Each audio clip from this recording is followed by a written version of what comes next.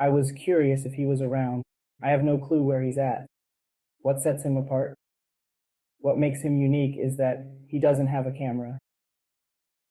He's got a pet, but it's too big.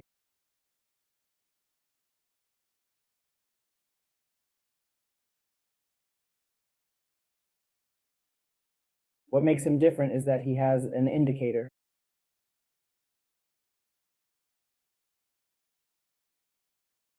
They're all in this position. So when you open it up, you will see the light. It shows you your location. If you unlock it, it's dark. So what about it? This is a flame, but you can always crack it open like so. You can just crack it open. I'm not sure what this is.